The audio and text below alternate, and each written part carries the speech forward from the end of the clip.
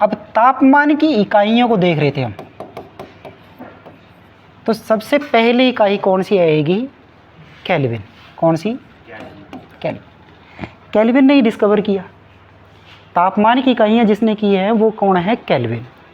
अब केल्विन ने क्या देखा कि पानी जो है वो 273 डिग्री केल्विन के ऊपर क्या होगा? बर्फ बनना शुरू हो जाएगा। और 373 डिग्री केल्विन के ऊपर क्या होगा? उबलना शुरू हो जाएगा। गैप कितना है बीच में?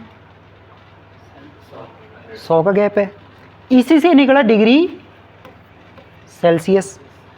सेल्सियस में स्केल में हमने क्या देखा कि 0 डिग्री सेल्सियस के नीचे तापमान क्या होगा?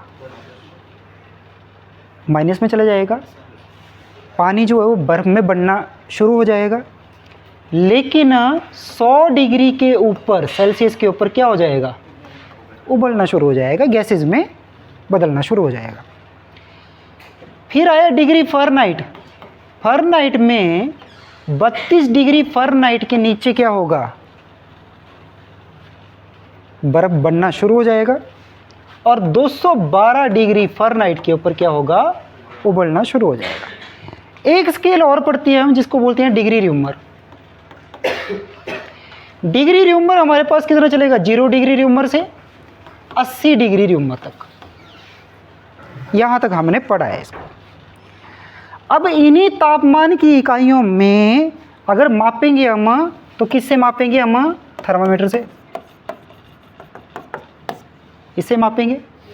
लेकिन थर्मामीटर वो 350 डिग्री सेल्सियस के बाद जो है वो फेल हो जाएगा। तो उसके बाद हमें यूज़ करना पड़ेगा क्या? पायरोमीटर। क्या यूज़ करना पड़ेगा? पायरोमीटर। अब तापमान की इकाइयाँ हमने पढ़ ली। तापमान की इकाइयाँ अगर इंडस्ट्री में जाना है तो किस में जाएंगी? केल्विन में। मौसम विभाग जानकारी देगा तो हमेशा किस में देगा? सेल्सियस में। बोलेगा कि मनाली में -2 डिग्री तापमान है। -2 डिग्री क्या? सेल्सियस। -4 है क्या? सेल्सियस।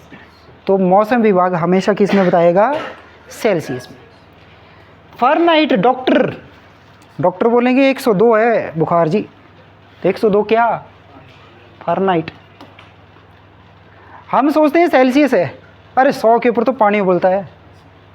तो इसमें क्या है? फ़ारेनहाइट में। र्यूमर हम चलाते नहीं, यहाँ यूज़ नहीं करते। तो हमने ये 3 चीज़ें जो है वो याद करनी है। अब इन्हीं को ही कन्वर्ट किया गया। कन्वर्ट कैसे करते हैं? Upper limit minus lower limit. कैसे? 373 डिग्री माइनस 273 डिग्री से ऊपर, इससे इसको degree Celsius degree kelvin,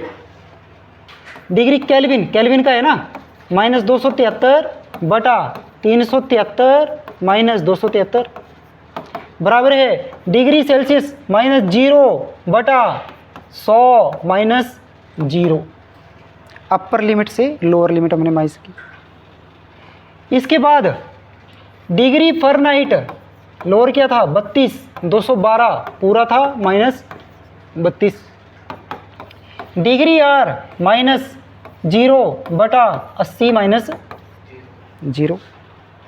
calculate किया तो क्या बन गया? डिग्री केल्विन -273 बटा 100 बराबर है डिग्री सेल्सियस बटा 100 बराबर है डिग्री फ़ारेनहाइट -32 बटा 180, 180 आएगा बराबर है डिग्री आर बटा 80।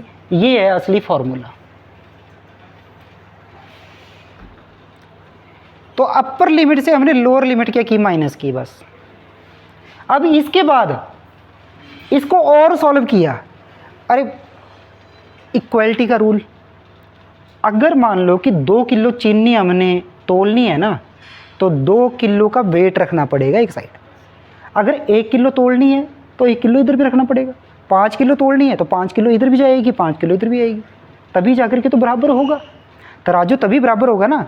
तो वैसे ही यहाँ पे देखो, अगर मैं इधर भी 20 गुणा करूँगा तो यहाँ पे भी 20 करना पड़ेगा। अरे ये भी तो बराबर है, तो 20 गुणा करना पड़ेगा। यहाँ पे भी 20 गुणा करना पड़ेगा।